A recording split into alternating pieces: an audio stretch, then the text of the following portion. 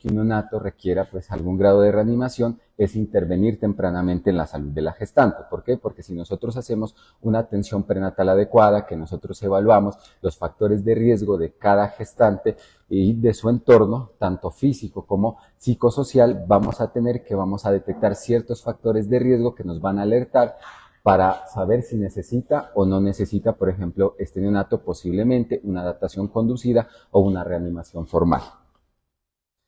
Que también es otro de los pilares que ha cambiado en los últimos 10 o 15 años, es anticiparse al manejo del cordón umbilical. Entonces, ¿por qué siempre tenemos que hacer un plan? E idealmente este plan del manejo del cordón umbilical debería hacerse antes del nacimiento, o sea, antes del parto, antes de la cesárea. ¿Por qué? Porque sabemos que hay un gran volumen de sangre en la placenta cuando el neonato nace, ¿sí?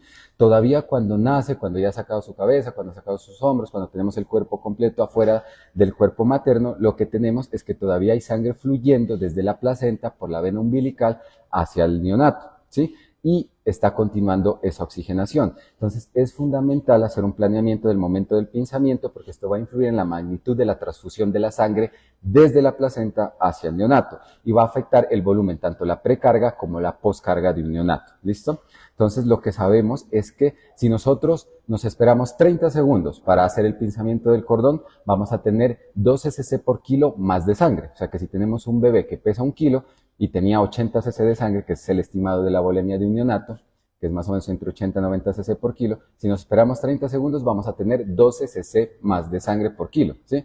Entonces eso va a mejorar mucho la precarga y la poscarga. Si nosotros nos esperamos hacer ese pinzamiento más o menos entre 2 a 3 minutos, vamos a tener que el volumen que pasa desde la placenta hacia el neonato va a estar entre 80 a 100 cc de sangre y eso es supremamente importante para un neonato y aparte de ese volumen sanguíneo vamos a incrementar las reservas de hierro. Eso va a estar entre 40 a 50 miligramos por kilo. ¿Y esto en qué va a impactar? En nuestra salud de los neonatos, en que va a haber mayor estabilidad hemodinámica, va a haber menos necesidad de transfusiones y se va a disminuir la mortalidad. Solo con este paso, que es demorarnos un poquito más en hacer el pinzamiento del cordón, vamos a hacer que los neonatos, sobre todo los prematuros, sobrevivan más. ¿Listo? Que es un paso que todos lo podemos hacer. Hay muchas definiciones acerca del manejo del pinzamiento del cordón umbilical, del ordeño del cordón umbilical, publicado por diferentes guías. Entonces, tenemos, por ejemplo, el pinzamiento que se puede hacer inmediato, que se puede hacer precoz, que se puede hacer diferido, que se puede hacer habitual, que se puede hacer fisiológico. Son muchas definiciones, pero como tal, entonces vamos a tener ciertos conceptos clave. En esta gráfica lo que miramos arriba a la izquierda y a la derecha son como diferentes tipos de pinzamiento. Uno sería pues uno inmediato, que es apenas nace pues el bebé. El otro es diferido, que es al menos 60 segundos, y abajo es un ordeño del cordón.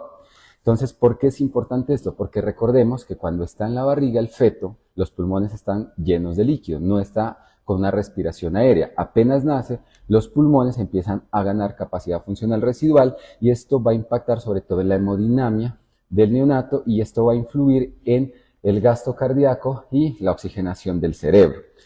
Diferentes factores van a afectar esta transfusión que hay desde la placenta hacia el neonato. Por ejemplo, si el bebé está respirando por sí solo, el tórax va a tener una presión negativa y eso va a hacer que mejore la precarga, la llegada de sangre hacia las cavidades derechas. Pero si nosotros necesitamos por algún evento darle presión positiva, como el nombre lo dice, es presión positiva, y esto va a hacer que la precarga se caiga y no va a haber tan buena oxigenación, sobre todo del cerebro y de los órganos vitales.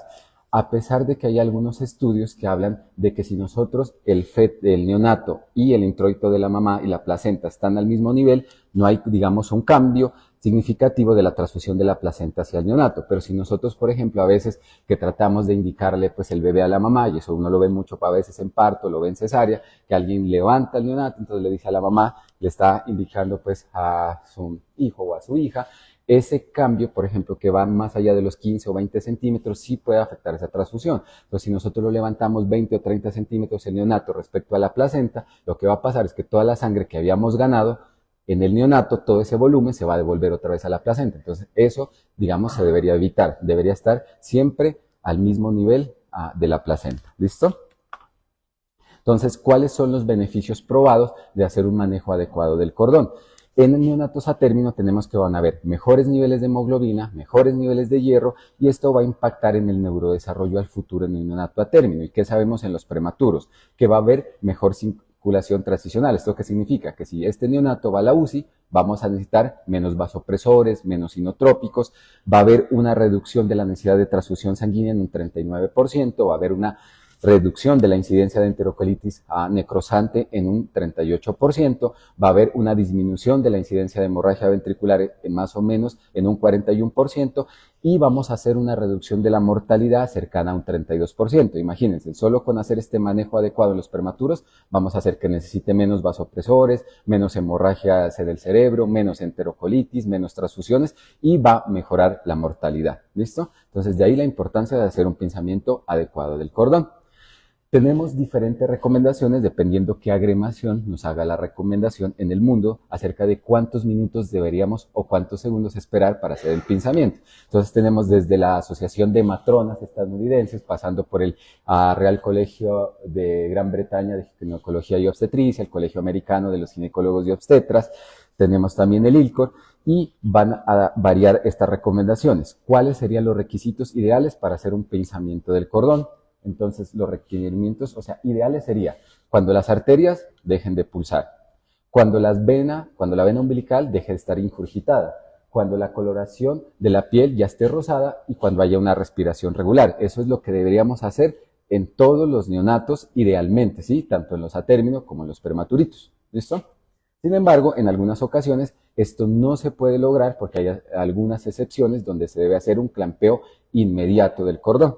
Entonces vamos a ver aquí un ejemplo de lo que sería un clampeo habitual. Entonces lo ideal, que dejen de pulsar las arterias, que la vena deje de estar ingurgitada, que la coloración de la piel ya sea rosada y que tenga una respiración regular. Ese sería lo ideal de nuestro pinzamiento para tener todos los beneficios que ya mencionamos.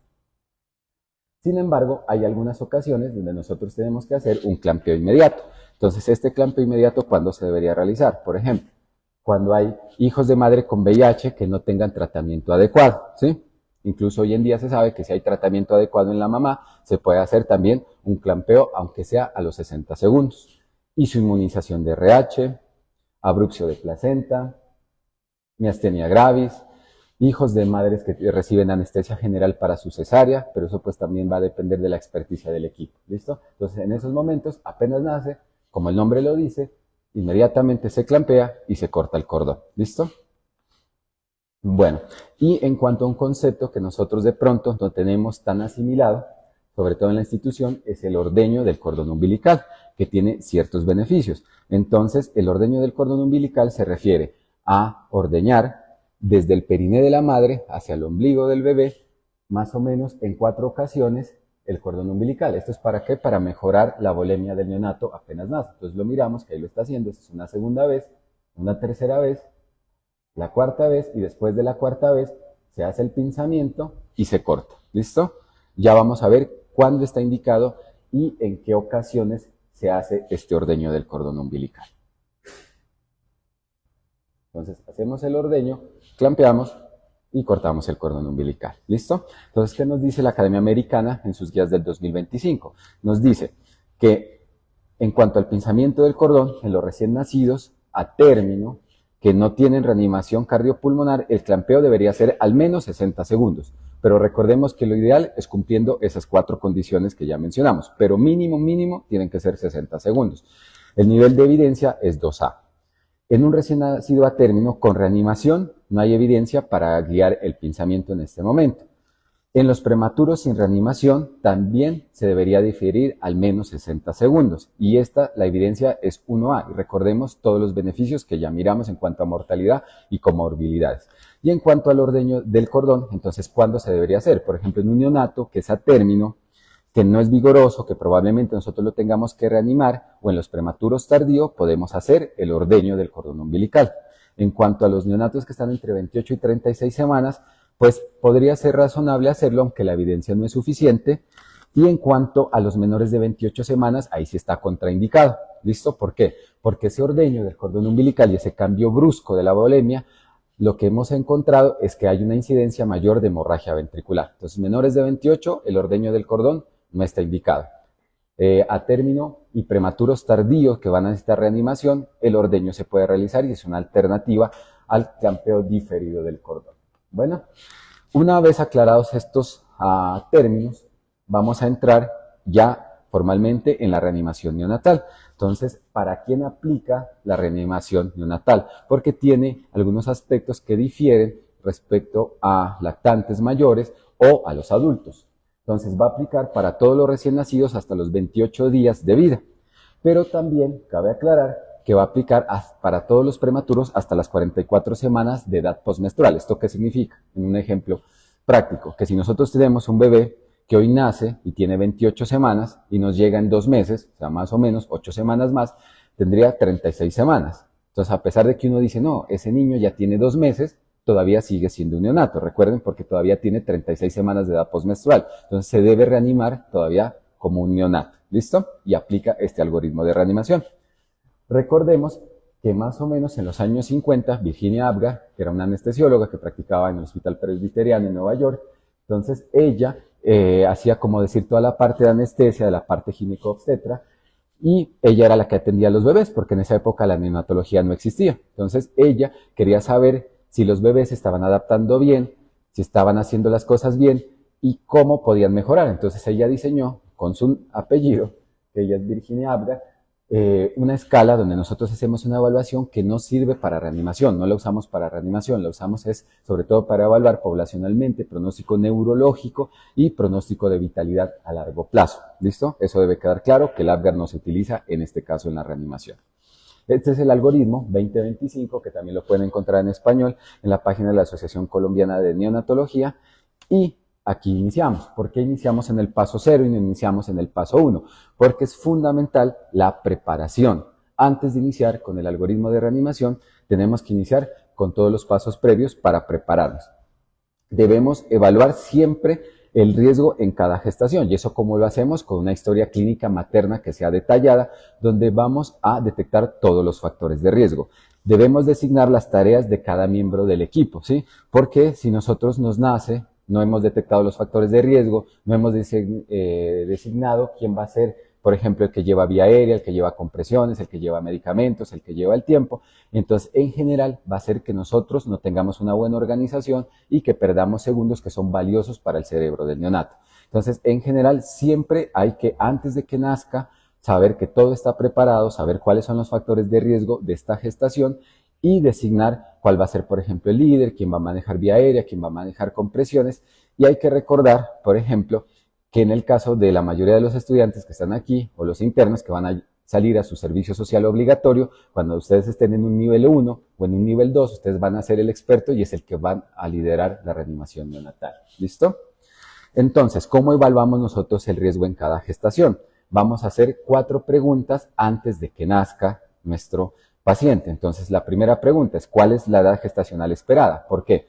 Porque es diferente atender a un bebé de 27 semanas que a uno de 34, que a uno de 40 o 42 semanas. Si el líquido es claro o está meconiado. ¿Por qué? Porque esto añade un factor de riesgo adicional. Recuerden que el líquido meconiado se asocia a un estado fetal no tranquilizador. ¿Cuántos bebés se esperan? Porque es diferente atender un bebé que atender una gestación múltiple, por ejemplo, de 2 o 3 recién nacidos. El equipo va a cambiar y el personal necesario también va a cambiar. Y si hay algún factor de riesgo adicional, ¿cómo evaluamos estos factores de riesgo adicionales? Entonces, por ejemplo, los anteparto tenemos si hizo o no hizo control prenatal, que en el hospital con bastante frecuencia tenemos pues mamás que no hacen controles prenatales adecuados. También, por ejemplo, un riesgo sería malformaciones fetales mayores, un estado fetal no tranquilizador, madres que son adolescentes o mayores de 35 años, las gestaciones post-término, los trastornos hipertensivos del embarazo, las anemias o las isoinmunizaciones, las alteraciones del estado nutricional materno, muertes fetales o neonatales previas en esa mamá, infecciones maternas, que pueden ser o no infecciones de transmisión sexual, o enfermedades sistémicas crónicas, por ejemplo, como diabetes, como lupus, como hipertensión, entre otras. ¿Listo? Y en cuanto a los factores de riesgo intraparto, tenemos los partos prematuros, el uso de anestesia general, las cesáreas que no son programadas, aunque ahora pues cabe recalcar que las cesáreas también se hacen por indicación materna, o sea, cuando la mamá decide que ella quiere una cesárea, pues también se puede hacer la cesárea y eso conlleva muchos riesgos, pues tanto a la mamá como al neonato. presentaciones anormales, infecciones intramnióticas, los partos prolongados, las placentas previas o el sangrado materno excesivo. ¿Listo? ¿Y por qué es importante considerar estos factores de riesgo? Porque si nosotros los consideramos, más o menos vamos a detectar el 50% de los neonatos que van a requerir algún grado de reanimación. Entonces, si decimos, es una cesárea no programada, es una mamá adolescente, es una mamá sin controles prenatales, viene con bajo peso, entonces vamos a detectar al menos el 50% de los casos en los que se va a reanimar a esos neonatos. ¿Listo? Y es importante saber que en cada nacimiento debe por lo menos estar una persona entrenada en reanimación neonatal. Que idealmente debería ser el pediatra o el neonatólogo, pero también puede ser, por ejemplo, la jefe de enfermería, puede ser también el médico general, el hospitalario que está acompañando, por ejemplo, ese nacimiento. Y en el caso de los estudiantes y pues de los internos, ustedes van a ser ese experto en reanimación neonatal que va a atender. Por eso es supremamente importante detectar estos factores de riesgo y en lo posible, antes de que nazca, remitir a la mamá, porque esa es la mejor manera de remitir pues a un neonato, o sea, dentro de su madre, ¿sí? Una vez que nazca, probablemente para ustedes haya muchas dificultades porque tienen que encargarse al mismo tiempo de la mamá, tienen que encargarse del neonato, ¿sí? Entonces pueden ser muy difícil encargarse de los dos al mismo tiempo y a veces en muchos centros de salud no existen ni los insumos ni el personal preparado para hacer una reanimación exitosa. Entonces, fundamental, hacer una historia clínica detallada de la mamá, detectar los riesgos y si tiene algún riesgo y alguna indicación es mejor remitirla y que llegue, por ejemplo, a un nivel 2 o a un nivel 3, donde cuenten con más personal, que les toca a ustedes, por ejemplo, atender tanto a una mamá, por ejemplo, con una hemorragia y a un neonato que requiere reanimación, que va a ser muy difícil. ¿Listo? El equipo siempre debe estar completo, tanto en el personal como en los insumos, y, por ejemplo, si nosotros anticipamos que hay una alta probabilidad que requiera reanimación, debemos tener al menos entre 3 a 4 personas. Y eso, no veo aquí a la gente del quirófano, pero es fundamental porque a veces nos dicen que hay un bebecito de 27 semanas o hay un gemelar o viene con una preeclampsia grave o con una eclampsia. Entonces nosotros necesitamos más personal, o sea, nosotros no necesitamos solo a la enfermera jefe, a nuestro interno, sino que generalmente necesitamos 3 o 4 pacientes, incluido terapia respiratoria, incluido también de pronto otro médico que nosotros nos apoye. ¿Por qué? Porque vamos a requerir, por ejemplo, hacer ventilación, vía aérea avanzada, compresiones, medicamentos, quién lleva el tiempo. Entonces es bastante personal y no es que nosotros vayamos a quitar mucho tiempo porque sabemos que tenemos otras pues obligaciones que hacer tanto en sala de partos como en quirófano, pero por ejemplo si nosotros nace en una buena condición no van a ser más de 5 minutos que nosotros lo evaluemos y digamos pues nos vamos a reanimar, ¿sí? Pero en cambio si nosotros necesitamos reanimarlo y necesitamos llamar, por ejemplo, no, es que necesito llamar a un segundo, tercero, cuarto reanimador, se van a perder segundos que son valiosísimos para el cerebro y el futuro de este neonato. ¿Listo? Entonces, siempre que nosotros digamos en sala de partos o en quirófano necesitamos más personal, ese personal debería estar siempre allí apoyándonos. ¿Listo? Bueno, ¿y cuál es el personal y el equipo necesario? Entonces, necesitamos siempre una lámpara de calor radiante, la habitación a una temperatura correcta, que ya vamos a ver cuál es.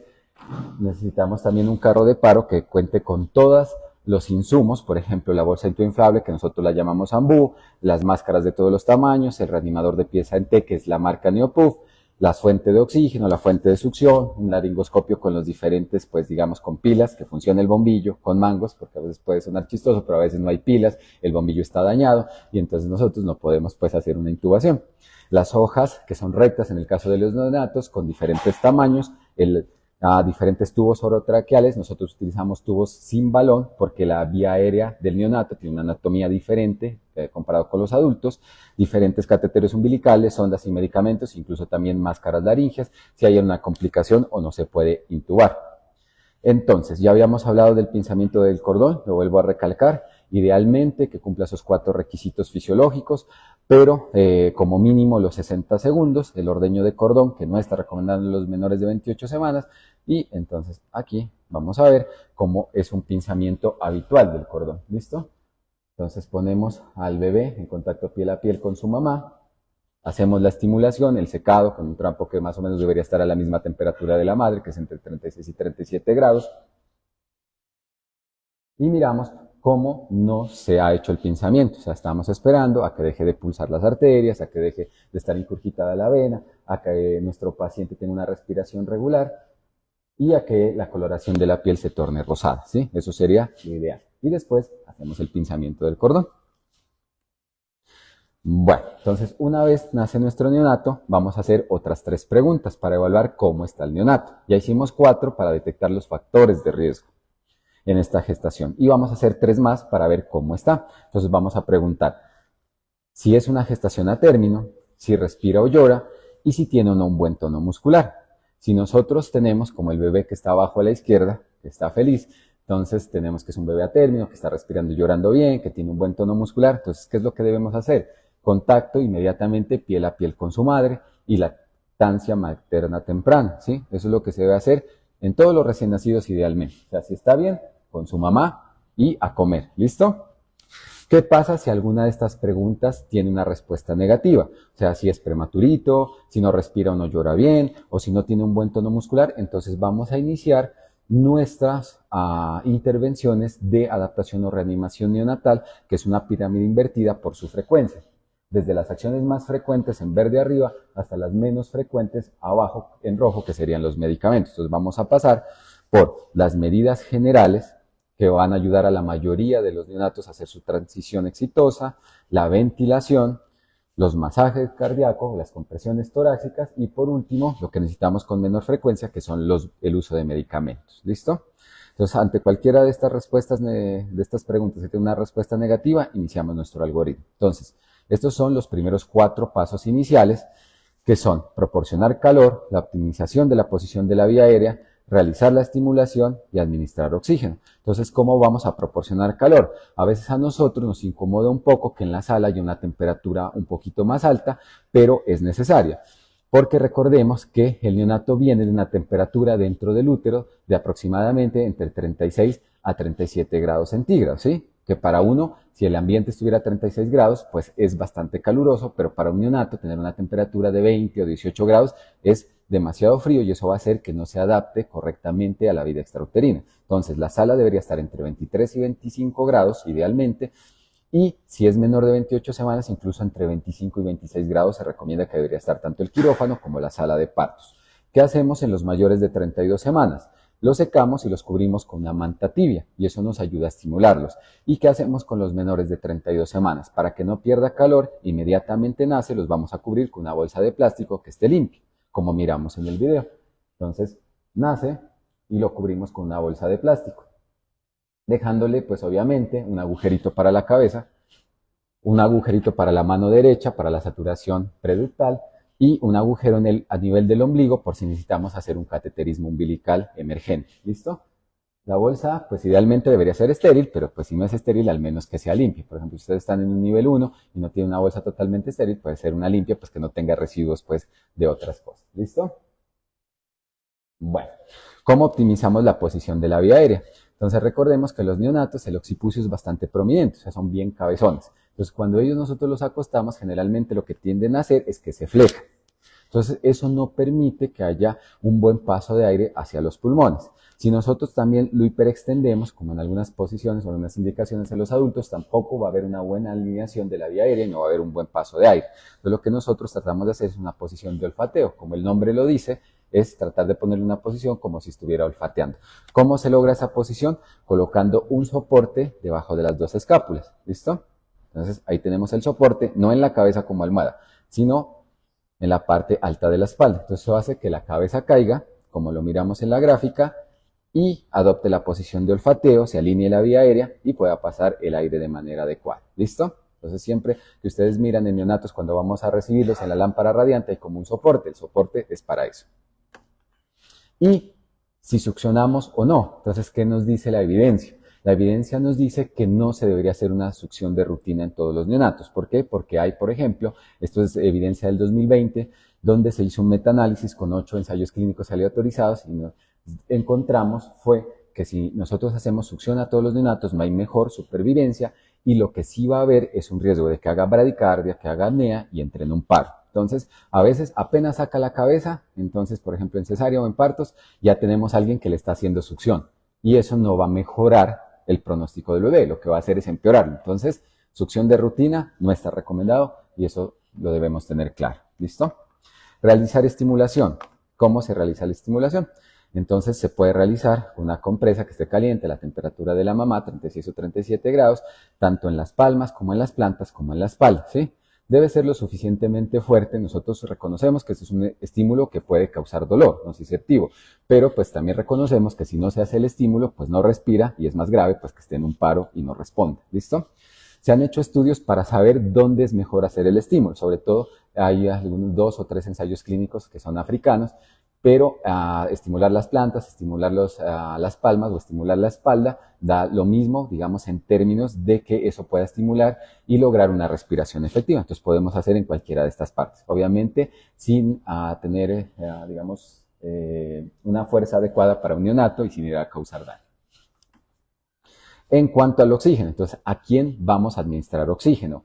Antes nosotros hacíamos una monitorización desde el primer minuto, pero ahora la vamos a hacer desde el minuto 2. ¿Por qué? Porque recuerden que ese minuto nosotros lo aprovechamos para hacer un pinzamiento adecuado del cordón. Entonces, en ese momento no está monitorizado. Entonces, después de esos 60 segundos lo empezamos a monitorizar y vamos a tener ciertos valores de saturación preductal, recuerden que es en la mano derecha, que van a irse incrementando con el paso del tiempo, pero también van a depender de la altura de la ciudad donde nosotros estemos. Estos valores son a nivel del mar. Acá en Pasto nosotros nos demoramos un poco más porque nosotros estamos a una altura que es mayor. ¿Listo?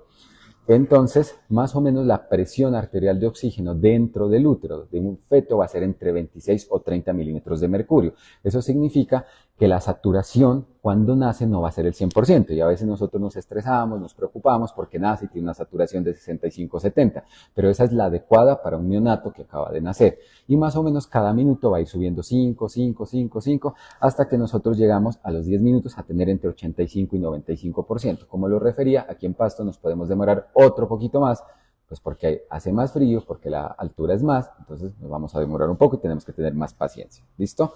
¿Cómo administramos oxígeno? Cuando lo necesitamos en estos pasos iniciales a través de flujo libre, que es una manguera lisa, y lo que recomiendan las guías son entre 5 a 10 litros por minuto. Obviamente esto va a depender de las necesidades de cada neonato, ¿sí? Si nosotros también lo tenemos saturando 95, 96, 97, vamos a reducir el flujo porque también tanto la hipoxia como la hiperoxia es dañina para los neonatos. Bueno, y aquí vamos a ver las acciones conjuntas. Entonces, a pesar de que nosotros lo aprendemos secuencialmente, estas acciones todas se deberían hacer al mismo tiempo. Y como miran en el video, hay entre 3 o 4 personas que están atendiendo al mismo tiempo al neonato, que eso sería pues el caso ideal. Entonces ahí está, dentro de una servocuna, con un calor pues que es adecuado, están colocando oxígeno por flujo libre, lo están estimulando, están reposicionando la vía aérea al mismo tiempo, y en este caso, si lo necesita el bebé, están solo con una pera, con una succión bajita, quitando las secreciones de la boca y la nariz en ese orden. Bueno, en general, el 85 a 90% de los neonatos van a empezar a respirar con estas acciones. ¿Listo? Entonces, hasta aquí es la mayoría de los neonatos lo que van a necesitar. El problema es que a veces nosotros tenemos neonatos, por ejemplo, prematuros o con factores de riesgo, como es aquí en el hospital, que son la población más vulnerable que no ha hecho controles prenatales, que son madres adolescentes, que son madres mayores de 35 años, trastornos hipertensivos, hemorragias, infecciones. Entonces nosotros miramos aquí un espectro muy grande de factores de riesgo y va a necesitar otras acciones para hacer una transición exitosa a la vida extrauterina. Entonces, vamos a evaluar 2 parámetros clave que van a guiar nuestra reanimación, que son la frecuencia respiratoria y la frecuencia cardíaca. ¿Listo? Nosotros vamos a evaluar estas 2 cosas. Entonces, después de estos primeros 30 segundos, el neonato debería tener ya una monitorización tanto de saturación como de frecuencia cardíaca. De saturación, recuerden, siempre preductal, o sea, es en la mano derecha. ¿Listo? Y había una controversia más o menos hace unos 10 años en que si utilizábamos un pulsioxímetro o usábamos los electrodos, ¿sí? Entonces, lo que se sabe con los monitores modernos, o sea, digamos de 5 o 10 años hacia acá, es que tienen la misma precisión, tanto el pulsioxímetro como los electrodos, para evaluar frecuencia cardíaca en este punto. Y lo que se está introduciendo hoy en día, que tiene mayor precisión, es el monitoreo por espectroscopia cercana al infrarrojo, que eso es lo que vamos a ver de aquí en adelante, cómo se van a hacer las reanimaciones en unos 10 o 15 años. ¿Listo? Entonces vamos a hacernos 2 preguntas. ¿Cómo está nuestra frecuencia cardíaca y cómo está nuestra frecuencia respiratoria? Y la calidad de esa respiración. Entonces, si nuestro neonato tiene una mala calidad de respiración, que es una respiración intermitente, que no es adecuada, no es efectiva, está en una apnea franca o la frecuencia cardíaca es menor de 100 por minuto, vamos a iniciar nuestras ventilaciones. ¿Listo? ¿Y qué dispositivos tenemos para ventilar al neonato? Tenemos varios dispositivos y tenemos variantes de estos dispositivos. Entonces tenemos la bolsa inflada por flujo, que es la primera que aparece a la izquierda, que es la que nosotros conocemos como la bolsa del anestesiólogo, tenemos la bolsa autoinflable, que es la del medio, que nosotros conocemos como Ambu por la marca, y el reanimador de pieza en T, que es el último, sí que ustedes lo han visto en quirófano o en sala de partos, que por su marca se conoce como Neopuff, y tenemos dos versiones. Una versión que es reutilizable, que es el cuadradito que nosotros manejamos, o una versión que es desechable de un solo uso, que es el que conocemos como Neoti, ¿sí? Que es solo una variante de esta, pero básicamente hace lo mismo. ¿Cuáles son las ventajas y las desventajas de cada equipo? O sea, idealmente nosotros en todos deberíamos utilizar el reanimador de pieza en T, porque nosotros podemos con precisión determinar cuál es la presión inspiratoria pico, cuál es la presión al final de la expiración, cuál es la FIO2, entre otras variables que van a afectar sobre todo las comorbilidades a largo plazo de un neonato. Pero, ¿cuál es la ventaja, por ejemplo, de una bolsa autoinflable o del Ambu? Que, por ejemplo, si alguno de ustedes hace un paro en este momento y nosotros tenemos una bolsa autoinflable aquí y una máscara, lo podemos comenzar a reanimar sin tener una bala de oxígeno ni una fuente de oxígeno cercana, ¿sí? Esa es una gran ventaja, que la podemos usar sin tener una fuente de oxígeno a la mano. Las desventajas, ¿cuáles son? Que no podemos nosotros modificar la presión pico, no podemos modificar la presión expiratoria al final de la aspiración, ¿sí? Entonces son como las desventajas que tiene este dispositivo. ¿Cuál es la recomendación? Que conozcan qué dispositivo tienen en sus instituciones, ¿sí? Y que se familiaricen con cada dispositivo y ustedes sepan las ventajas, las desventajas y que lo sepan usar, ¿listo? ¿Cómo nosotros seleccionamos la máscara? Hay unas triangulares y ahora hay algunas que son redondas, ¿sí?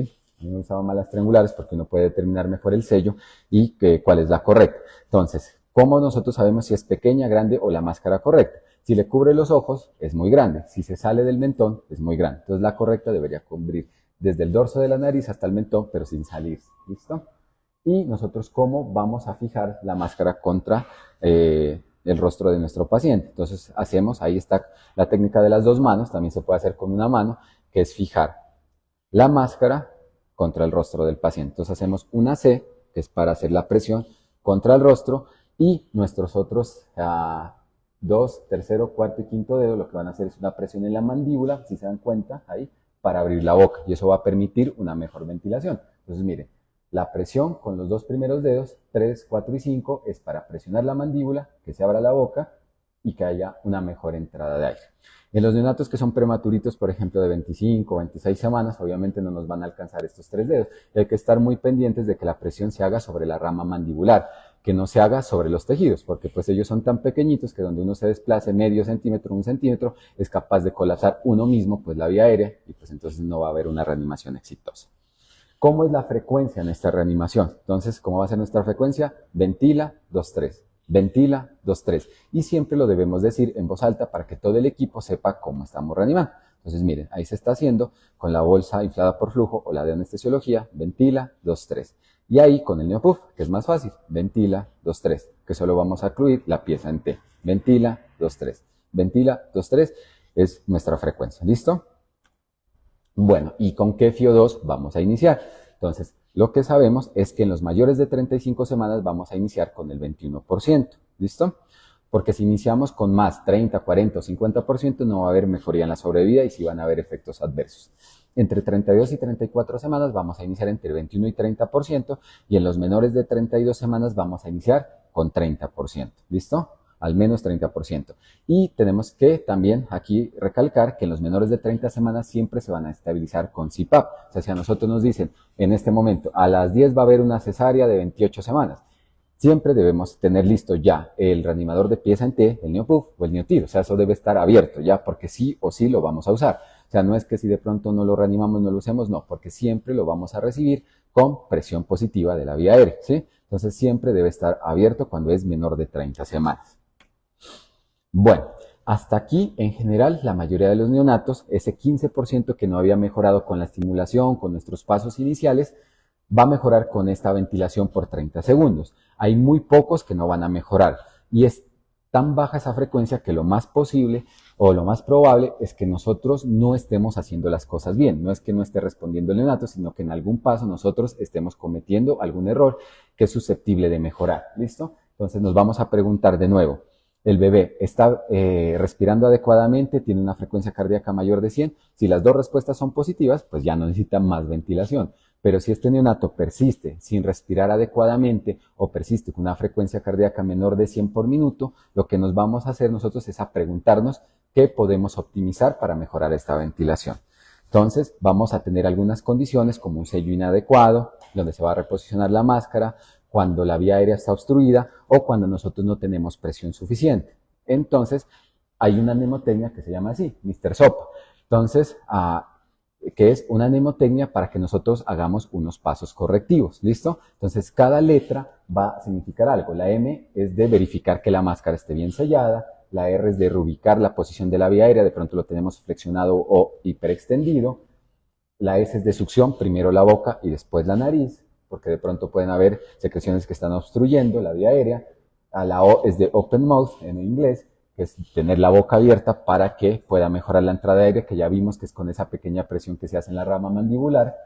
La P es de presión, aumentarla, la podemos aumentar, por ejemplo, en los neonatos a término podemos llegar hasta 40 milímetros de mercurio y en los neonatos prematuros podemos llegar hasta 30 y vamos haciendo incrementos de 5 en 5. A veces nosotros, sobre todo aquí en la práctica, nos da miedo, por ejemplo, tener presiones de 20 o 25 en un prematuro, pero pues eso está indicado dentro, pues digamos, de la reanimación. Y la A es de una alternativa a la vía aérea que se puede hacer con intubación endotraqueal o se puede hacer con una máscara laringe. Créanme que la máscara laringe los va a salvar en muchas ocasiones cuando uno no tiene la experticia para intubar un neonato. ¿Listo? Entonces aquí vamos a ver los pasos del Mr. Sopa. Entonces miren, los primeros son la M y la R, que son ajustar la máscara bien y reposicionar la cabeza de nuestro neonato para hacer una alineación adecuada. Entonces miren que los hacen al mismo tiempo. Ajustan la máscara y reposicionan la cabeza del neonato. ¿Listo? Después vamos a hacer los pasos siguientes, que es la S, que aspirar primero la boca, después la nariz, rápidamente, abrir la boca del bebé, que dijimos que era con una presión en la rama mandibular, aumentar la presión, que ya dijimos que podíamos llegar hasta 40 o 30, dependiendo si es a término prematuro, y finalmente las alternativas como la intubación o la máscara laringe. Entonces, en todos los servicios y en todos los centros de salud deberíamos contar con esta alternativa, que es una máscara laringe, que es fácil de usar, ¿sí? Y es una buena alternativa a la intubación. ¿Qué hacemos cuando esta ventilación, por ejemplo, estos neonatos no han mejorado y necesitamos seguirlos ventilando de manera prolongada? Recordemos que cuando nosotros ventilamos, no solo mandamos aire a los pulmones, sino que también a la cámara gástrica. Esta se distiende y generalmente si se distiende no deja que el diafragma excursione de manera adecuada y entonces no va a haber una adecuada respiración. Entonces lo que hacemos es pasar una sonda orogástrica para descomprimir la cámara gástrica y que pueda haber una adecuada ventilación. ¿Listo? Entonces hasta aquí en general con estos primeros 30 segundos de ventilación, después de hacer nuestras medidas de optimización, que es el Mr. Sopa, la mayoría de los neonatos han mejorado, cercano más o menos entre el 95 o más por ciento. ¿Listo? Pero hay algunos neonatos que no mejoran, entonces aquí vamos a requerir, por ejemplo, las compresiones torácicas. Entonces, cuando nosotros iniciamos compresiones torácicas en un neonato, cuando hemos hecho 30 segundos de ventilación, después otros 30 segundos con nuestras medidas de optimización, que es el Mr. Sopa, y aún así no ha mejorado el neonato. Entonces, la frecuencia cardíaca se va cayendo, va disminuyendo de 100, va bajando y baja de 60. Entonces, ahí vamos a iniciar las compresiones torácicas. ¿Cuáles son los objetivos? Es comprimir el corazón contra la columna vertebral, aumentar la presión intratorácica, permitir la circulación de la sangre cuando nosotros hacemos la compresión hacia los órganos vitales, que en este caso del neonato serían el cerebro y las suprarrenales, y permitir cuando nosotros liberamos la presión del tórax, la diástole y la perfusión del corazón. ¿Listo? Esos son nuestros objetivos en las compresiones torácicas. ¿Y esto cómo se va a hacer?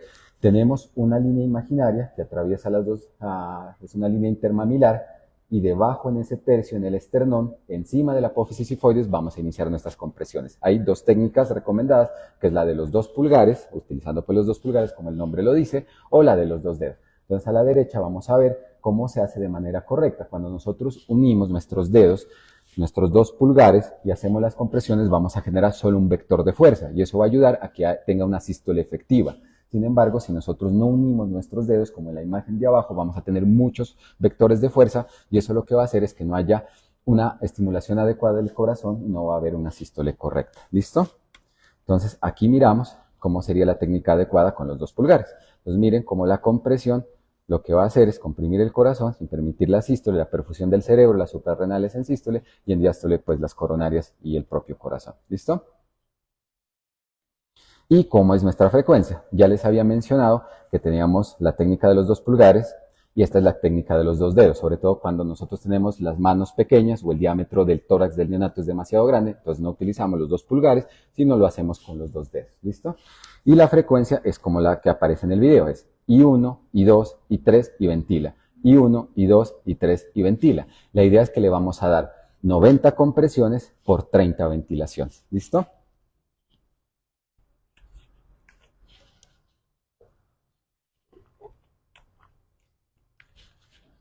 Y siempre va a ser coordinado. En alguna parte de la historia se dijo que una vez intubado no se debería coordinar, pero después en estudios, sobre todo en animales y de supervivencia, en estudios retrospectivos, nos dimos cuenta que cuando se coordina, el equipo funciona mejor y hay mejor perfusión tanto coronaria como cerebral cuando estamos coordinados. ¿Listo? Entonces, I1, I2, I3 y ventila. Bueno, ¿y cuándo está indicada la intubación endotraqueal en este escenario de reanimación en los neonatos? Entonces va a ser previo a las compresiones, pero también se podría hacer con una máscara laringea.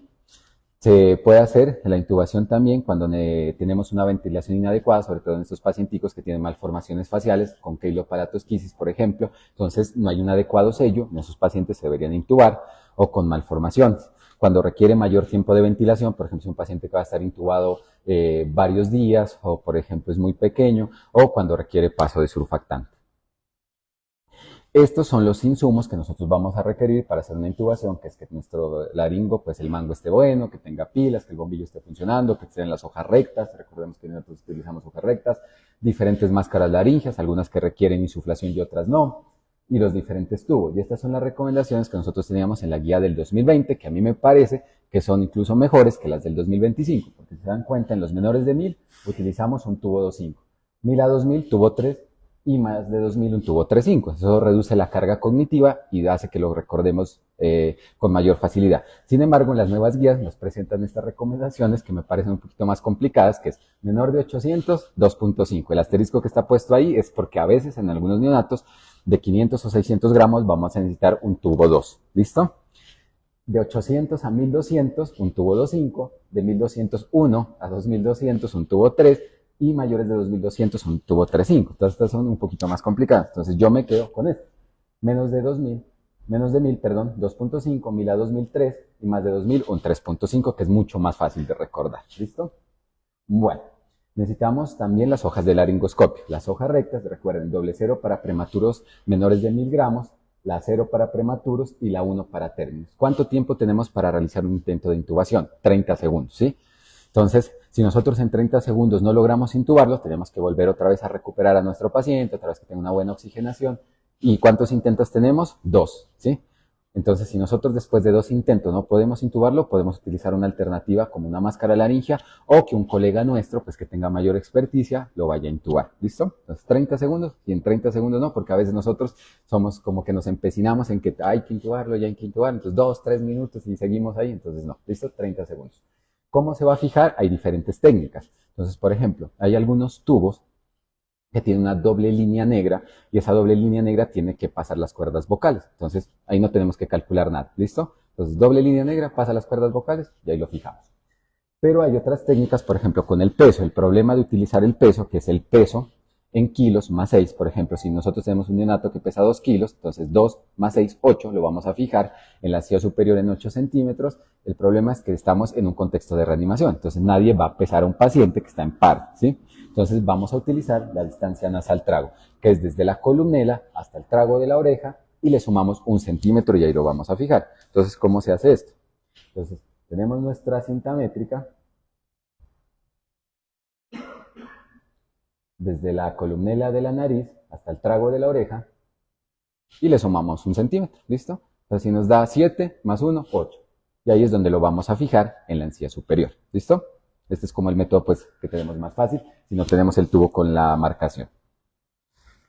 Y ahí queda la fijación en la encía superior. ¿Cómo es nuestra técnica de intubación? Siempre el laringo con la mano izquierda y el tubo con la mano derecha. Utilizamos este dedo índice para abrir la boca, para no ir a lastimar. Vamos a visualizar las cuerdas vocales Y una vez visualizadas las cuerdas vocales, vamos a pasar nuestro tubo. En este video se utiliza guía, nosotros en general pues digamos no utilizamos muchas guías porque no hay digamos mucha disponibilidad en el país de ellas. Miren que ahí está una línea negra y después atrás está la doble marcación con las dos líneas negras. Entonces, esas dos líneas negras quedan después de las cuerdas vocales y así uno no tiene que mirar la fijación. En adultos también existe, por ejemplo, ese tipo de marcación. Bueno, y nosotros ¿cómo comprobamos que sí lo intubamos? Lo primero es que uno esté seguro, porque si empezamos a dudar que si lo intubamos o lo mandamos a esófago, entonces pues ya comenzamos como medio mal, ¿listo? Entonces, tenemos dispositivos y tenemos la clínica. Entonces, por dispositivos tenemos el capnógrafo, que va a ser de mucha utilidad. Vamos a tener dispositivos colorimétricos, como miramos a la derecha, que estos cada vez que el bebé nosotros lo ventilamos y hay vuelta de CO2 van a cambiar de morado a amarillo. Entonces, nosotros sabemos que ya está pues intubado. Y clínicamente, ¿cuándo sabemos? Con visualización directa o vamos a empezar a mirar que mejora nuestro paciente. Pero ¿qué es lo primero que va a mejorar? La frecuencia cardíaca, porque a veces nosotros nos estresamos un poco porque la saturación no sube. La saturación está en 40, 45 y no sube, y no sube, y no sube. Entonces uno se empieza a estresar. Pero lo que va a empezar a subir de primero es la frecuencia cardíaca. Entonces si tenemos una frecuencia de 40, va a empezar 45, 50, 60, 70, 80, 90, 100. Entonces nosotros sabemos que ese paciente está bien intubado. Y también la auscultación, que recuerden, en los neonatos por el tamaño del tórax no se va a hacer en línea media clavicular como en los adultos, sino se va a hacer en línea axilar anterior. ¿Listo? Y nosotros, ¿cómo lo vamos a fijar? Entonces tenemos que preparar, antes de que nazca también, esto es preparación, un bigote, que más o menos va a tener una parte superior y una inferior, 2 centímetros a cada lado, lo vamos a fijar en la parte del labio superior, y la parte inferior del bigote se va a fijar contra el tubo, para que nuestro tubo no se desplace, ¿listo? Y como se dan cuenta, nunca se suelta este dedo índice que está asegurando el tubo contra el paladar superior. Entonces, miren, otra vez. Listo. Entonces, miren que el dedo índice de quien lo intubó siempre va a estar contra el paladar superior asegurando el tubo, para que no vaya a haber una extubación accidental. Y fijamos nuestro tubo, ¿listo? A veces uno dice, estas son como cosas pequeñas, pero de las más importantes, porque puede pasar que uno se distrae o alguna cosa, se salió el tubo. Y con lo que cuesta intubarlo, pues la verdad que no se debe perder pues esa oportunidad. ¿Listo? Y ahí lo fijamos. Bueno, ¿qué pasa si nosotros de pronto es una intubación muy difícil? Si no tenemos pues los recursos, no tenemos la experticia, entonces es mejor utilizar una máscara laringea. Hay diferentes tipos en el mercado. Estas máscaras laríngeas para neonatos, que son la cero, para menores de 5 kilos, cuestan más o menos entre 30 a 40 mil pesos. Les recomiendo, sobre todo a los internos, que se compren un kit de máscaras laríngeas y las lleven, por ejemplo, a su servicio social. Entonces, cuando las necesiten, máscara laríngea. ¿Listo? Y eso les va a salvar pues la vida a los pacientes y pues también a ustedes. Entonces, miren que esta es una que no necesita insuflación, entonces solo se va a utilizar de uno. Entonces, siempre con la abertura hacia arriba, hacia el techo. Hacemos un movimiento básicamente semicircular, la introducimos, hasta nosotros sentimos que hay resistencia, ahí la dejamos, no tenemos que hacer nada más y conectamos nuestro dispositivo de ventilación. Entonces es muy fácil de utilizar, ¿sí? Y sirve pues para todas las edades, dependiendo pues el tamaño de cada uno. En general, hasta aquí, el 99.9% de los neonatos ha mejorado, hay un 0.1% que no ha mejorado. Sin embargo, esa frecuencia aquí en el hospital pues es más alta, porque nosotros lo que les dijimos, manejamos muchos pacientes prematuros, muchos pacientes con factores de riesgo, entonces vamos a necesitar medicamentos. ¿Cuándo entonces utilizamos la adrenalina? Cuando nosotros llevamos 30 segundos de ventilación, recuerden 30 segundos con el Mr. Sopa, que ya hemos verificado que todo lo estamos haciendo bien en la ventilación, llevamos de 30 a 60 segundos de compresiones torácicas y nuestro paciente no ha mejorado y la frecuencia cardíaca es menor de 60. Entonces ahí iniciamos, por ejemplo, los medicamentos que son adrenalina o expansores de volumen. Entonces la adrenalina, como ustedes la pueden mirar allá a la derecha, tiene una concentración o bien una presentación de 1 miligramo por 1 ml. Y esta concentración es de 1 en 1000. Para reanimación neonatal se necesita una concentración de 1 en 10.000. Entonces, ¿cómo se prepara? Se toma el 1 cc de la ampolla de adrenalina y se lo lleva en una jeringa de 10 hasta 10 cc con solución salina. Entonces ahí ya nos queda preparada una dilución de 1 en 10.000. ¿Cuál es la ruta recomendada? Endovenosa, ¿sí? Pero recuerden pues que acaba de nacer el neonato y pues nadie le ha puesto un acceso venoso. Entonces también está recomendado intraósea o está recomendada endotraqueal, aunque la preferida siempre es endovenosa. ¿Listo? La dosis de esta dilución que hicimos, estos 10 cc, vamos a tener una dosis de 0.2 cc por kilo. ¿Esto qué significa? Que si pesa 2 kilos, 0.4 cc, ¿listo? Y después la barremos con 3 centímetros de solución salina. Si pesa, por ejemplo, 5 kilos, que sería el neonato más grande, entonces, ¿cuánto le vamos a poner? Un cc, ¿listo? Entonces, por eso, de esta jeringa que tenemos la preparación de 10 cc, vamos a tomar de esa jeringa un cc en las jeringas que nosotros les decimos de insulina, y entonces ahí vamos a tener una mejor manera de administrar, y lo vamos a barrer con 3 cc de solución salina. ¿Cómo se va a hacer? Es si haciendo traqueal, un cc por kilo. Entonces vamos a preparar otra jeringa y la marcamos antes de que nazca. Esto siempre se debe hacer antes de que nazca nuestro bebé. Y vamos a hacer una jeringa de 5 y la vamos a llenar hasta 5 cc de nuestra dilución. Entonces, ¿por qué? Porque si pesa 1 kilo, pues le vamos a poner un cc endotraqueal. Si pesa 2 kilos, pues 2 cc. Y el más grandote que pesa 5 kilos, pues le vamos a poner 5 cc vía endotraqueal. Por eso se preparan. De la jeringa de 10 tomamos una con 1 centímetro y otra la tomamos con 5 centímetros. ¿Listo?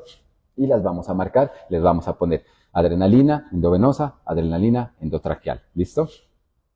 ¿Y cómo se va a pasar? Tan rápido como sea posible y cada 3 a 5 minutos. A veces uno se estresa pues porque el bebé no está retornando a circulación espontánea y entonces uno pasa 1 minuto adrenalina, 2 minutos otra adrenalina, 3 minutos otra adrenalina. ¿Y qué pasa cuando nosotros aplicamos demasiada adrenalina?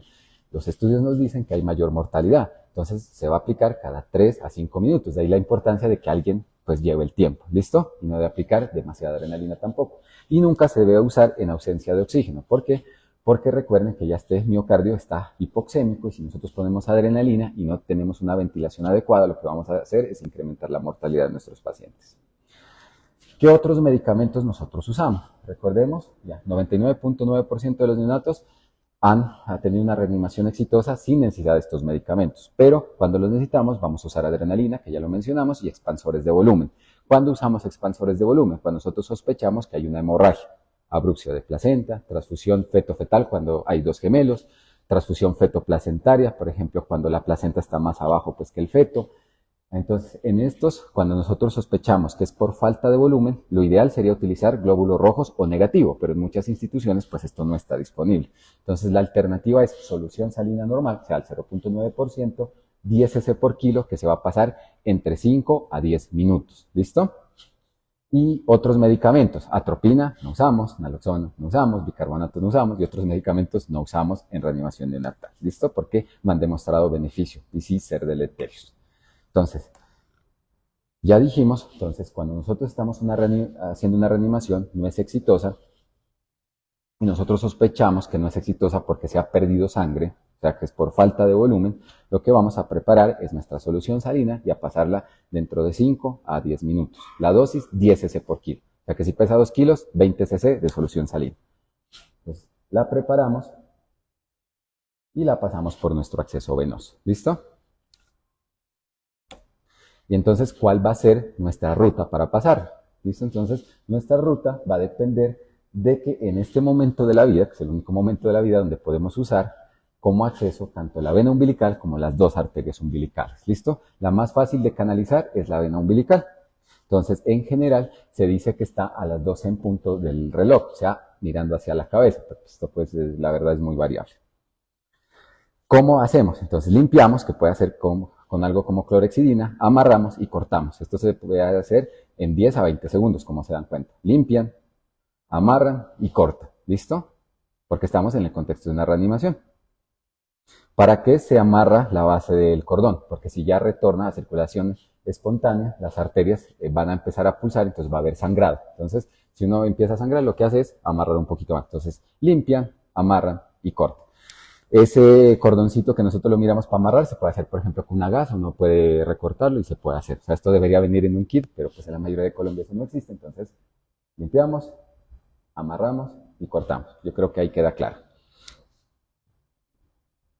Después, entonces, lo que vamos a hacer es tener nuestro catéter umbilical. Le vamos a poner una llave de 3 vías.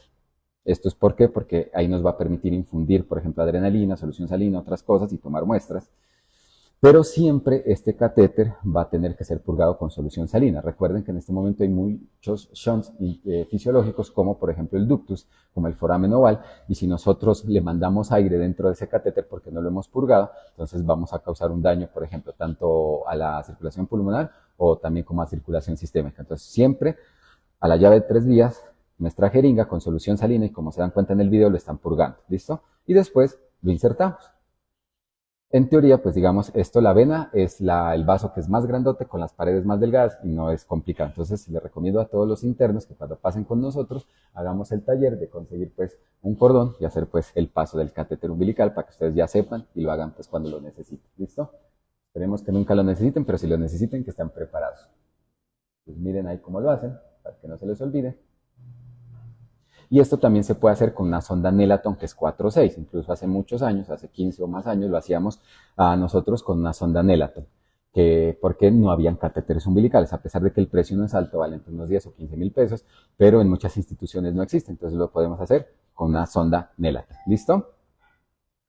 Y lo pasamos más o menos 4 a 5 centímetros. 4 o 5 centímetros, verificamos que haya retorno de sangre y por ahí podemos pasar nuestra solución salina, podemos pasar adrenalina, podemos pasar dextrosa o lo que ustedes quieran porque eso es un acceso central, ¿listo? Bueno, ¿y qué hacemos cuando por alguna cosa no tenemos ninguno de estos accesos? Podemos utilizar un acceso intraóseo, ¿listo? Entonces, el acceso intraóseo en los neonatos, recuerden que todavía están en crecimiento, entonces ellos tienen una placa de crecimiento que no se debería puncionar. Entonces se hace 2 centímetros por debajo de la tuberosidad tibial y más o menos 1 a 2 centímetros medial de este punto. Y ahí vamos a pasar el catéter intraóseo. En este video, ahí lo que están haciendo es la limpieza, que debemos hacerla siempre con clorhexidina o con alguna cosa que nosotros tengamos. Y después vamos a utilizar, por ejemplo, este es un dispositivo que hay en algunas partes está disponible, que lo que hace es que uno taladra hasta cierta parte y cuando siente el vacío de la médula ósea se detiene el taladro y ya nosotros podemos colocar pues retiramos el alma y ya podemos colocar nuestros líquidos. ¿Cómo se hace si nosotros no contamos con esta pistolita? Con una aguja 14 o 16, entonces nosotros hacemos movimientos semicirculares, vamos perforando hasta que sentimos un vacío. Ahí nos detenemos. Muchas veces esa aguja, por estar nosotros pues haciendo este movimiento, se va a dañar o se va a llenar de directitos. Entonces lo que hacemos es retirarla, pasar nuevamente por el mismo orificio otra aguja, la fijamos y ya la vamos a poder usar. Y por ahí podemos pasar adrenalina, podemos pasar líquidos y todo. Recordemos que generalmente este paciente pues está en paro, entonces pues no utilizamos pseudoanalgesia, pero pues si lo hacemos en alguien pues que está consciente, sí va a ser muy doloroso. ¿Listo? Entonces tenemos que usar algo de sedación y analgesia. Bueno, entonces tenemos 2 caminos después de estos pasos de reanimación. La mayoría van a tener una reanimación exitosa, pero hay algunos que no. Entonces los que tenemos reanimación exitosa, ¿qué vamos a hacer? Si nosotros alcanzamos a tener ventilación, o sea, darle con el ambúa, darle con el neopuff, lo que va a pasar es que ese bebé sí o sí tiene que ir a una unidad de cuidados intensivos. O sea, que si ustedes en un pueblito, en algún nivel 1, lo que hacen es darle ventilación y el bebé queda perfecto después de eso. Ese bebé tiene que venir a una unidad de cuidado intensivo porque la posibilidad de que requiera otra vez reanimación por una apnea está entre un 18 y un 70%. Incluso aquí también en el quirófano, si nosotros lo reanimamos y después queda perfecto, no lo podemos dejar con la mamá desafortunadamente, sino tiene que ir a la unidad de cuidado intensivo. ¿Listo? ¿Cuándo nosotros entonces limitamos la reanimación? Cuando, por ejemplo, la reanimación no es exitosa. Esto va a depender de las indicaciones y del contexto, pero en general, pues lo que las orientaciones son. Si tenemos 10 minutos en asistolia, el daño neurológico es tan grave que se recomienda frenar la reanimación. ¿Listo? Entonces, 10 minutos que nosotros ya no tenemos frecuencia cardíaca, podemos frenarla. O 20 minutos en bradicardia persistente. O sea, si nosotros tenemos una frecuencia cardíaca de 20 o 30 por minutos durante 20 minutos, el daño neurológico va a ser tan grave que se recomienda que nosotros también frenemos la reanimación. ¿En qué otros casos podemos dejar de reanimar? Eso también va a variar dependiendo del contexto, pero se recomienda, por ejemplo, menores de 23, menores de 400 gramos, pero pues en el país más o menos estamos entre 600 y 650 gramos. Eso depende también del país donde estemos nosotros. Anencefalia, trisomías 13 o 18, que esto también va a variar y es controversial porque hay algunos reportes que hay pacientes con estas trisomías que son adolescentes, pero pues también va a depender del contexto, o mayor de 25 semanas con malformaciones múltiples, son recomendaciones para nosotros pensar en que podemos frenar esa reanimación. Mensajes claves, entonces para finalizar la presentación, fundamental el manejo adecuado del cordón umbilical, ¿sí? Si lo manejamos adecuadamente, vamos a mejorar la sobrevida, sobre todo de nuestros prematuros. La termorregulación es vital, o sea, un neonato no se va a adaptar exitosamente si no hay una buena temperatura. Recuerden que viene una temperatura de 36 grados, ¿sí? Entonces, si los ponemos a 20 o 18, por ejemplo, sobre todo aquí en Pasto, que es más frío, entonces no va a haber una transición adecuada. Siempre los parámetros que vamos a evaluar para guiar nuestra reanimación van a ser la frecuencia cardíaca y la respiración, tanto en su número como en su calidad. es fundamental mantener la permeabilidad de la vía aérea y el soporte ventilatorio, y la mayoría va a resolver con la estimulación o solo con la ventilación, y las compresiones y los medicamentos solo si se ha establecido una adecuada pues, ventilación. Entonces volvemos a recordar, la ventilación en los pulmones del recién nacido es la acción más importante y más eficaz en la reanimación exitosa del neonato, y en la actualidad, recuerden esto, los pilares de la reanimación son anticiparse y prepararse siempre antes de que ocurra la reanimación. Muchas gracias.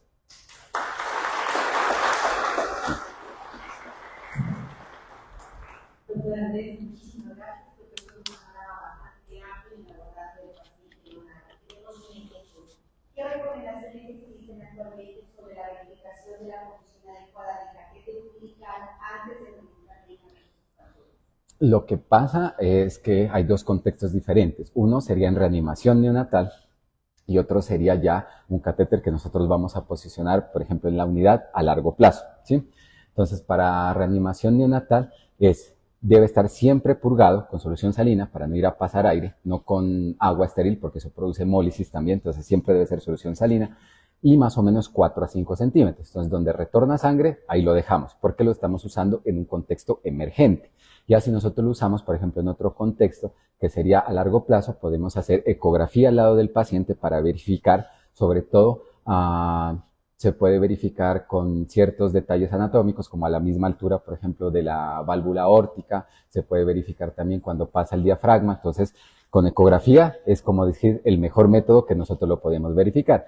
En rayos X también lo podemos hacer, que quede, por ejemplo, a nivel del diafragma supradiafragmático, ¿sí? Esas serían como las indicaciones, pero obviamente para los estudiantes, ustedes purgarlo con la solución salina, 4 a 5 centímetros, verifican que haya retorno de sangre y ahí nos sirve, ¿listo? Porque es para esa situación, después nosotros pues ya lo vamos a retirar o lo vamos a reubicar o a pasar otro catéter, pues ya se necesita, ¿listo?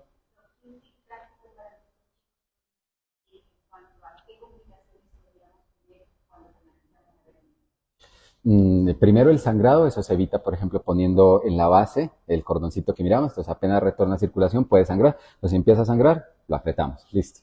¿Qué otras complicaciones? El paso de aire. Entonces, eso hay que evitar, por eso insisto mucho en que hay que estar purgado, porque si no pasa aire, recuerden que puede ir a los pulmones o puede, por ejemplo, hacer como un efecto mecánico en el tracto de salida del ventrículo derecho, entonces a uno lo deja pues sin perfusión hacia los pulmones y básicamente pues hasta ahí llega el paciente, entonces eso hay que evitarlo, o puede hacer un émbolo de aire, por ejemplo, si pasa a través de ductus o foramen oval y se va hacia el cerebro, entonces eso puede causar isquemia cerebral, entonces pues eso hay que evitar, ¿listo? Y ustedes lo podrían hacer pues con una sonda también, que también es útil para hacerlo, ¿listo? La atención que hacemos en el hospital, usualmente la del pensamiento del cordón, nos lo preguntan a los pediatras, pero en la guía la pregunta es al revés. Se supone que el pediatra le pregunta al ginecólogo cuál es el plan que tiene para el pensamiento del cordón. Hacer un énfasis hacia el progreso de la historia clínica, es importante anotar cuál fue el plan, cuál va a ser el plan del pensamiento dentro de la historia y pues obviamente justificarlo. Sí, o sea, nosotros en general, y ya lo estamos haciendo en muchas ocasiones, en los pacientes de alto riesgo, hacemos una evaluación antes de que nazca. Entonces vamos con el equipo de perinato, vamos con el equipo de ginecología y hacemos una junta médica donde nosotros hablamos con los padres, hablamos acerca de las posibilidades que hay, por ejemplo, para terminar la gestación, que puede ser vía parto vaginal o vía cesárea. Y de ahí debería quedar también consignado cuál es nuestro pues, planteamiento acerca del pinzamiento del cordón, que esto puede cambiar obviamente cuando nazca, porque cuando nazca puede pasar, por ejemplo, que haya un desprendimiento pues, de la placenta, que haya una hemorragia en ese momento que no nos deje hacer el pinzamiento habitual, pero sí debería quedar consignado y explicar pues tanto de la parte de ginecología como de pediatría, tener pues un manejo conjunto, porque vimos que impacta mucho en la salud y es como unos segundos, pues que tampoco requiera pues instrumentos especiales ni nada, sino paciencia y vigilancia. Muchas gracias, Tito. Yo estoy de acá del hospital desde siempre y bueno, como para recordar y hacer énfasis a los estudiantes internos que están por acá, incluso para nosotros como profesionales, la anticipación. La anticipación es algo básico en la atención de los recién nacidos. Como decía Tito, nuestra población de acá, de la institución, es una población vulnerable. Si uno se pone a revisar historias clínicas, casi que más de la mitad terminan teniendo factores de riesgo. Y más de una persona, la idea es que pudiera estar asistiendo a estos partos o a la cesárea. recién nacidos. Importante para los estudiantes es aprender a pedir ayuda, aprender a dejarse ayudar también, porque no todo no se lo puede saber. Y el estar solo nos puede dificultar, nos puede demorar y nos puede incluso entorpecer el poder atender a estos bebés. Entonces, aprendan a pedir ayuda, déjense ayudar, a anticiparse a lo que está por llegar, la conexión o colaboración y el trabajo en equipo con ginecología es súper importante porque lo que ellos nos digan, nos avisen, nos informen, nos hará también anticiparnos a nosotros para tener todo listo en la unidad. La idea es que siempre tenemos que estar preparados porque, como dice Andrés, en cualquier momento se pudieran complicar esos bebés. Seguir entrenándonos, seguir practicando, seguir haciendo estas capacitaciones, como por aquí escribían, no solo para el personal de la unidad, sino tanto el personal que estamos en contacto con el binomio, desde urgencias, porque hemos tenido partos que nos llegan exclusivos en urgencias, partos en la UCI, adultos o en quirófano, bueno, entonces son diferentes sitios donde el personal que está en contacto con mamás, con bebés, deben estar entrenadas y capacitadas para buscar una atención oportuna a esos los recién nacidos. Muchísimas gracias por el espacio. Y para cerrar el tiempo. Buenos días a todos. Bueno, sí me gustaría, doctor Pinto, a pesar del tiempo, que pudiéramos reprogramar esa charla tan buena, que nos colabore el doctor Vera a capacitar al personal de sala de partos, al personal de quirófano y a los ginecólogos, que por sus múltiples ocupaciones el día de hoy nos pudieron acompañar.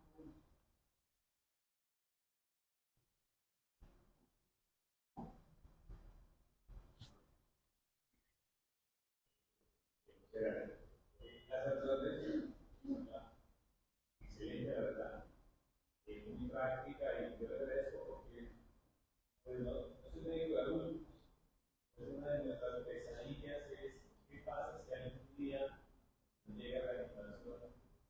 Bueno, afortunadamente creo que los datos que están en el más controlados, pero de pronto desde mayor edad hasta el entonces, yo creo que sí debemos tener al menos unos conocimientos básicos de qué hacer, así como que esos servicios que son la puerta de entrada al hospital, que no es que viene a ser de orato o una persona de 100 años, tengamos también los equipos que se requieren para ese tipo de rehabilitación.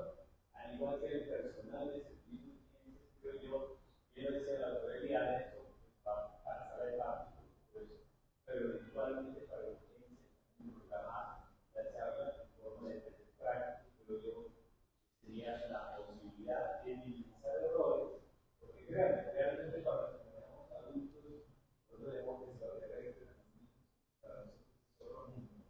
Y entonces, y entramos, por supuesto, en pánico de que nos enfrentemos a esas dificultades. Entonces, sería bueno programar esa parte y hacerlo de pronto más práctico. Haciendo escucharnos que en reanimación, o en los estudios de reanimación básica, incluye parte de eso, pero definitivamente no se hace énfasis en el neonato ni en el neonato. Solamente son los estudios más adelante. Muchas gracias. Gracias.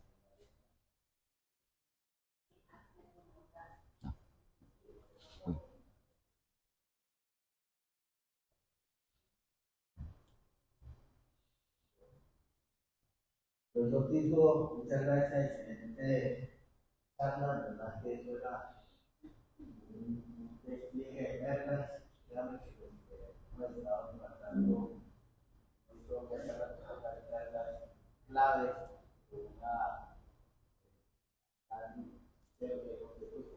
con una facilidad, es increíble, por tanto, la doctora ya me todo el la verdad que Adriana, que podamos hacemos una jornada de capacitación para buscar repasar a uno de cirugía y para todos los médicos, para todos los médicos y también para los duda de este tipo de situaciones tiene que tocar la lectura de la plataforma. Que créanme que lo más importante uno colocarse de modo de emergencia, Chile se debe cambiar. Ahí yo me explico, Chile se debe cambiar. Lo que dice el doctor, que es paciencia, serenidad, lo que dice el Chile. Y tomar el control, tomar el mando. Y el mando puede tomar la autoridad. Ojalá, uno espera que sea dentro de eso para que vaya. Está más entrenado en un pico, toma el mando. Pero es muy importante, yo también tomo la posibilidad de que en un tiempo van a encontrar médicos que están prefiriendo la red. ¿Cómo uno lleva los viajes? Entrenando, estudiando, repitiendo, porque invitando esta charla, profesor, que de verdad, que vamos no solamente a los estudios, porque nosotros para el tema clave y la que nosotros que ya está bien la médica, que la selección.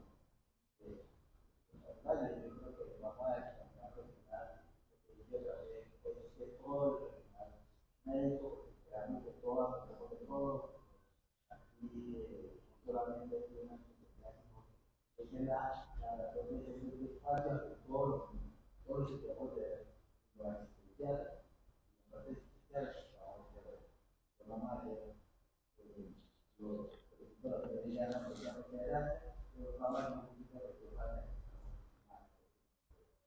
muchas gracias, profesor. Bueno, muchas gracias a todos.